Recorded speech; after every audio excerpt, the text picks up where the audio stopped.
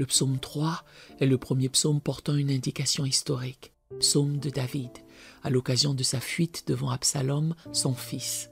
Cette situation dramatique de David fuyant son propre fils nous enseigne comment garder la foi dans les épreuves familiales et personnelles les plus douloureuses.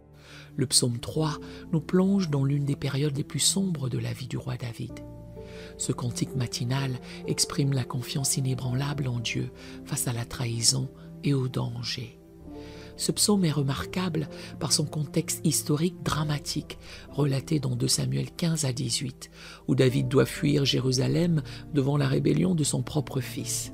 Malgré la douleur personnelle intense de cette trahison familiale et la menace qui pèse sur sa vie, David manifeste une foi exemplaire. Ce psaume exprime la confiance inébranlable de David en Dieu au milieu des épreuves, et il nous enseigne à placer notre foi en Dieu, même lorsque les circonstances semblent désespérées. Pour le croyant d'aujourd'hui, ce psaume offre un modèle précieux de foi en temps de crise. Il nous enseigne comment maintenir notre confiance en Dieu, même quand nos proches nous trahissent ou quand les circonstances semblent désespérées. Le contraste entre la multitude des adversaires et la protection divine y est particulièrement saisissant. Ce texte nous rappelle que la vraie sécurité ne réside pas dans notre position sociale ou nos relations, mais dans notre relation avec Dieu, notre bouclier et celui qui relève notre tête. Verset 1. Ô Éternel, que mes ennemis sont nombreux, quelle multitude se lève contre moi. David exprime ici l'intensité de la situation à laquelle il fait face. Les ennemis se multiplient et la menace est réelle et accablante. Il se sent entouré par des adversaires qui veulent sa destruction. Dans nos vies, il peut arriver que nous soyons confrontés à des situations où les problèmes semblent se multiplier, où les adversités se dressent contre nous de toutes parts.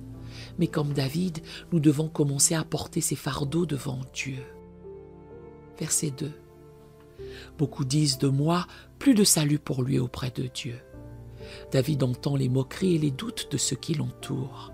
Ses ennemis proclament que même Dieu l'a abandonné. Il est non seulement physiquement menacé, mais aussi spirituellement attaqué par ceux qui doutent de l'intervention divine. Il arrive que dans nos propres moments de crise, les voix du doute ou du découragement nous disent que Dieu nous a abandonnés. Mais ce verset nous enseigne que même lorsque tout semble perdu, nous pouvons continuer à espérer en Dieu. Ce cri de détresse nous rappelle que même les plus grands hommes de Dieu traversent des périodes où tout semble perdu.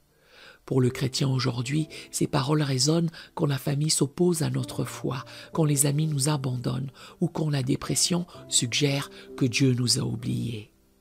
Verset 3.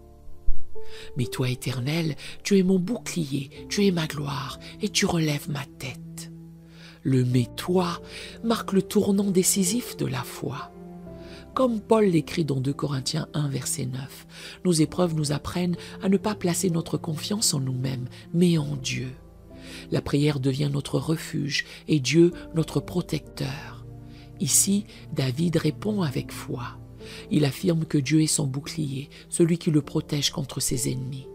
Dieu est aussi sa gloire, celui qui lui redonne dignité et honneur, et il relève sa tête, signe de restauration et de force. Pour nous, ce verset est un rappel que Dieu est toujours notre protecteur, notre défenseur, même dans les moments les plus sombres. Il est celui qui nous relève lorsque nous sommes abattus. Verset 4. De ma voix, je crie à l'Éternel, et il me répond de sa montagne sainte. David crie à Dieu, et il sait que Dieu entend ses prières. La montagne sainte est le symbole de la présence divine.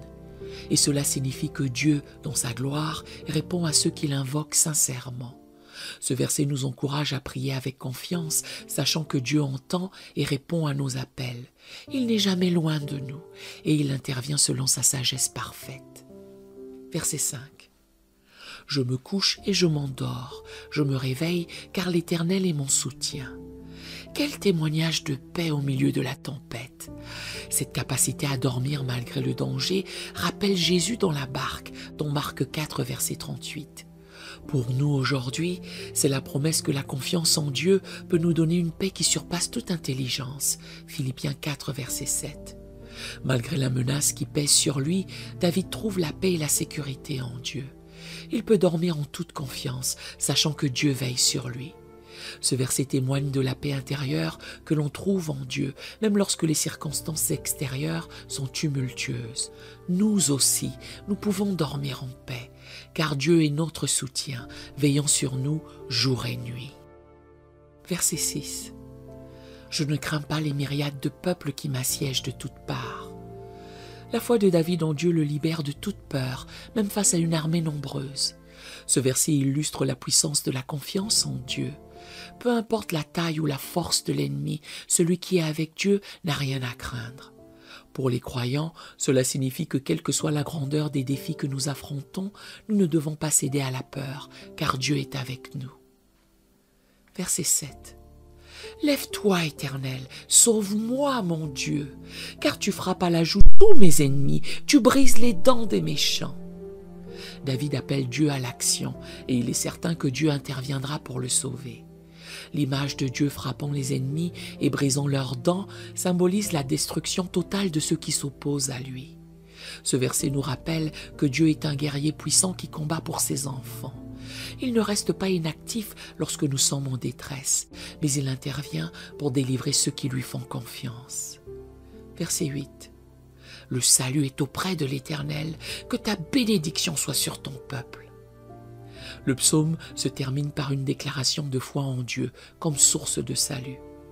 David reconnaît que c'est uniquement auprès de Dieu que se trouve le salut, et il prie pour que la bénédiction de Dieu soit sur tout le peuple. Ce verset met l'accent sur la souveraineté de Dieu et son désir de bénir ceux qui le suivent. Pour nous, cela signifie que peu importe les défis que nous affrontons, notre délivrance vient toujours de Dieu et sa bénédiction est avec son peuple. La conclusion montre une foi qui va au-delà des besoins personnels pour inclure tout le peuple de Dieu. Même dans sa détresse, David pense aux autres. Pour l'Église, c'est un appel à la solidarité dans l'épreuve. Prions ensemble. Laissez votre cœur s'unir à cette prière en répondant par Amen ou béni soit le nom de l'Éternel verbalement ou dans les commentaires, selon ce que l'Esprit vous inspire.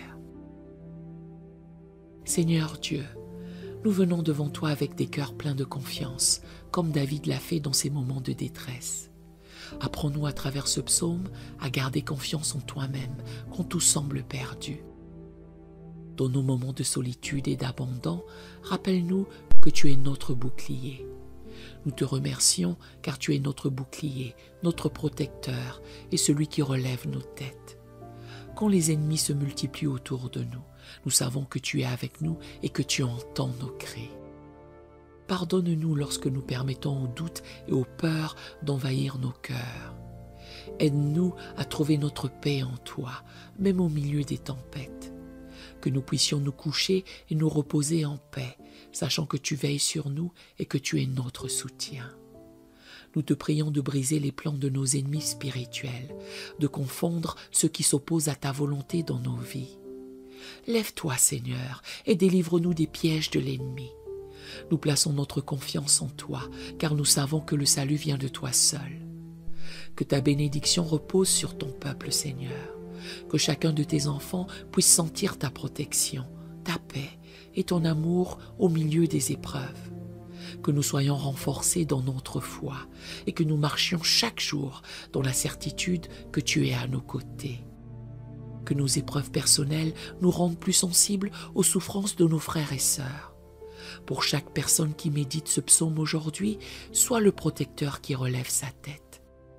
Transforme nos moments de crise en occasion de témoigner de ta fidélité. Au nom de Jésus-Christ, notre Sauveur et notre Roi, nous prions et scellons cette prière. Amen. Nous aimerions vous donner l'opportunité de faire de Jésus le Seigneur de votre vie. Voulez-vous bien prier avec moi? Dites Seigneur Jésus, je me repens de mes péchés. Viens dans mon cœur. Je fais de toi mon Seigneur et Sauveur.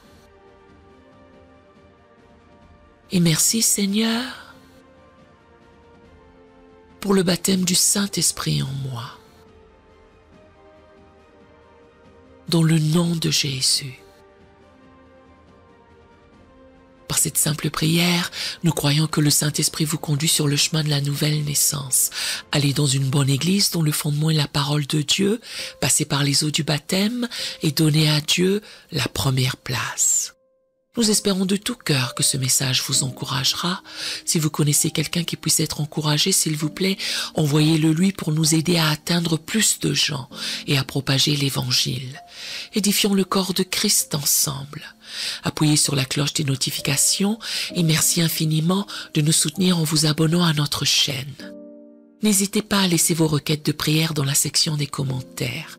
Sachez que même si vous ne voyez pas de réponse à votre requête, que ce soit sur YouTube, email, Facebook ou sur Messenger, nous avons prié pour vous. Nous invitons humblement le corps de Christ à soutenir chaque requête en écrivant une prière dans la section commentaires. Tenez-vous ferme dans la foi avec nous pendant que nous prions.